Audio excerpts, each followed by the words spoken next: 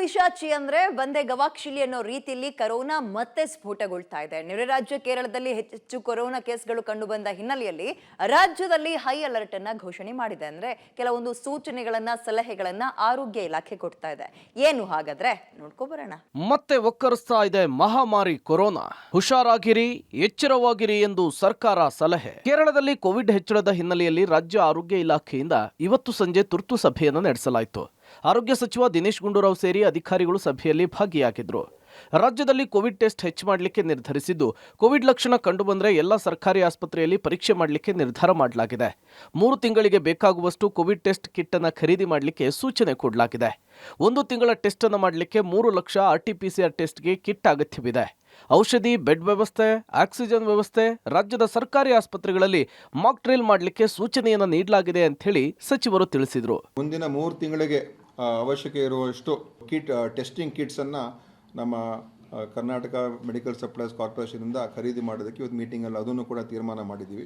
ಎಲ್ಲ ಕಡೆ ಮಾಕ್ ಡ್ರಿಲ್ಲನ್ನು ಮಾಡಿ ಅಂತ, ಅಂದರೆ ಅಲ್ಲಿರುವಂಥ ಆಸ್ಪತ್ರೆ ವ್ಯವಸ್ಥೆ, ಎಷ್ಟು ಬೆಡ್ಸ್ ಇದೆ, ICU ಬೆಡ್ಸ್ ಎಷ್ಟಿದೆ, ಆಕ್ಸಿಜನ್ ಲಭ್ಯತೆ ಏನಿದೆ ಮತ್ತು ಬೇರೆ ಬೇರೆ ಉಳಿದ ಔಷಧಿಗಳ ಲಭ್ಯತೆ ಏನಿದೆ, ಅದೆಲ್ಲವನ್ನು ಕೂಡ ತಾವು ಒಂದು ಸಲ ಮಾಕ್ ಡ್ರಿಲ್ ಮಾಡಿ ಪರಿಶೀಲನೆ ಮಾಡಿ ತಯಾರಾಗಿರಬೇಕು. ಸುಮಾರು 30,000 ಅಷ್ಟು RT-PCR ಕಿಟ್ಸ್ ಇದೆ. ಸೊ ಅದು ನಮಗೆ ಸಾಕಾಗೋದಿಲ್ಲ, ನಮ್ಗೆ ಕನಿಷ್ಠ ಒಂದು 3 ಲಕ್ಷ ಆದರೂ ಬೇಕಾಗ್ತದೆ. ಅದು ಈಗ ಅದನ್ನು ನಾವು ಡಿಪ್ಲಾಯ್ ಮಾಡ್ತೀವಿ. ಈಗ ಇರುವಂಥ ಕಿಟ್ಸನ್ನು ನಾವು ಡಿಪ್ಲಾಯ್ ಮಾಡ್ತೀವಿ.